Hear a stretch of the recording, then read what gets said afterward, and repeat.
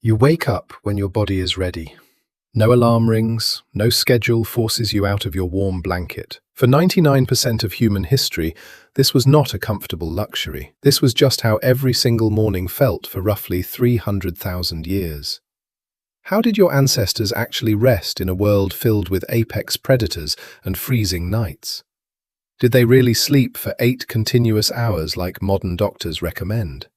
The short answer is no. Modern sleep is an evolutionary anomaly. Your current bedroom is a sterile, quiet, isolated capsule designed to separate you from the environment. But your brain evolved in a completely different setting. It evolved on the African savanna, inside dark caves and around crackling campfires. Anthropologist Carol Worthman has spent decades studying how humans sleep across different cultures. She discovered that for most of history, sleep was a deeply social, communal, and dynamic event. You never slept alone. You slept surrounded by the sounds of your tribe, breathing, whispering, and moving. Why does this matter today? Because your brain still expects that ancient security. When you feel anxious at night in your quiet room, your brain might actually be looking for the safety of the group. Let us look at the physical evidence left behind in the dirt. In South Africa, at a site called Sibudu Cave, archaeologist Lynn Wadley made an incredible discovery. She found the remains of human bedding dating back 77,000 years. These were not just random piles of leaves. Your ancestors carefully selected specific plants, like the river wild quince. This plant contains natural chemical compounds that repel mosquitoes and other biting insects. They even burned the old bedding periodically to clean the living space. Think about that for a second. 77,000 years ago, humans were already engineering their sleep environment for maximum comfort and health. They understood the biology of pests. How many modern humans know which leaves keep bugs away?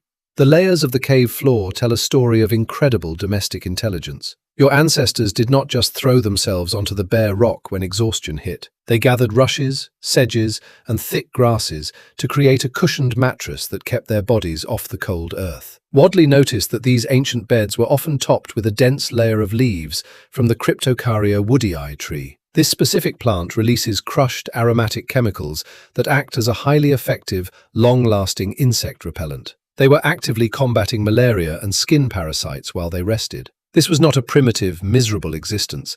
It was a carefully designed habitat that allowed the human brain to enter deep, restorative sleep phases. If they could engineer a perfect mattress 77,000 years ago, why do we still struggle with insomnia today? So, let us reconstruct an ordinary night in the deep past. The sun dips below the horizon, painting the savanna in deep shades of orange and purple. Darkness falls quickly, and with it comes a drop in temperature. You do not flick a switch to turn on a light bulb. Instead, your tribe gathers around a central campfire. The fire is not just for warmth or cooking food, it is your ultimate shield against the dark. As the night deepens, people do not all go to bed at the exact same time. This brings us to a groundbreaking study conducted by evolutionary anthropologist David Sampson. He studied the sleep patterns of the Hadza people, one of the last remaining hunter-gatherer tribes in Tanzania. Sampson tracked their sleep using specialized wrist sensors for several weeks. What he found completely reframes our understanding of human survival. Out of more than 200 hours of total tracking time, there were only 18 minutes where every single person in the tribe was asleep at the same time. On average, at least 8 adults were awake at any given moment of the night. Someone was always tending the fire. Someone was always listening to the rustle of the bushes. Someone was always watching the shadows for leopards. This is known as the sentinel hypothesis. It means that your ancestors evolved to have different internal biological clocks. The teenagers stayed up late into the night. The elders woke up long before dawn. This variance was not a sleep disorder, it was a brilliant evolutionary feature that kept the group alive. Is your insomnia actually just your ancient hunter-gatherer genes trying to protect your family? Consider the rhythm of the camp as the hours tick by. An older man wakes up at midnight, his joints aching slightly from the day's hunt. He stokes the embers, throwing fresh acacia branches onto the flames to keep the predators at bay. A few feet away, a mother nurses her quiet infant in the warm glow. A young hunter stirs, rolls over, whispers a brief word of reassurance, and drifts back into a deep slumber. This constant shifting tapestry of vigilance meant that the group was never entirely vulnerable. The pressure to stay awake was distributed across the entire tribe. You did not have to worry about a predator sneaking into your tent because you trusted the sentinels. How can your brain feel perfectly safe today when you are the only one guarding your modern apartment? Let us explore how noise affected your ancestors' rest. In the modern world, we demand absolute silence to sleep. A car alarm or a dripping faucet can keep you awake for hours. But on the prehistoric savannah, absolute silence was a terrifying sign. Complete silence meant that the birds and insects had suddenly stopped singing.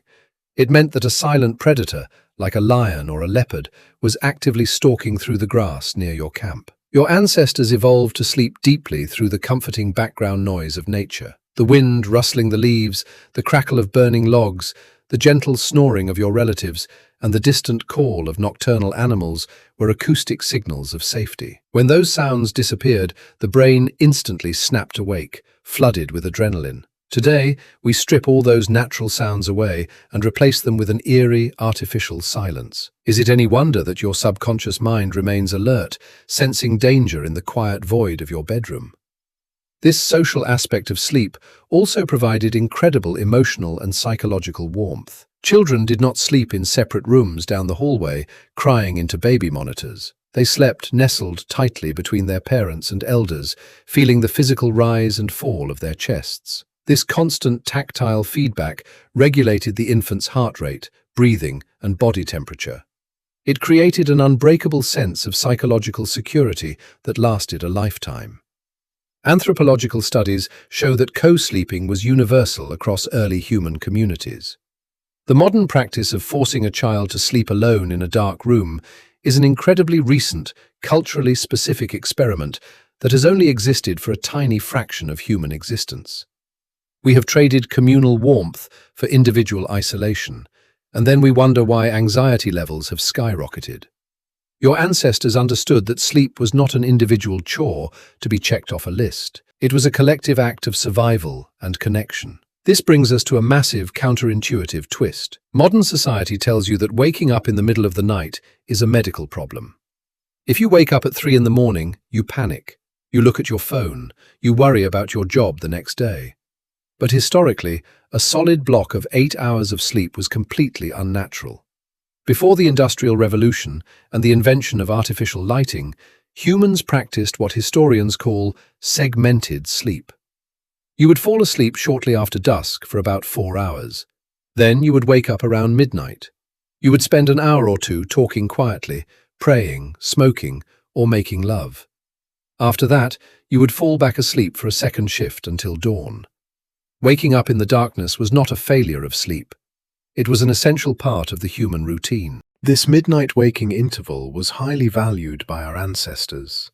It was a time of deep psychological processing, creative thought, and intimate social bonding. People interpreted their dreams, told stories, and shared a calm companionship that was impossible during the chaotic daylight hours of hunting and foraging. The French historian A. Roger Ekirch documented thousands of references to this first sleep and second sleep in historical texts, law codes, and literature.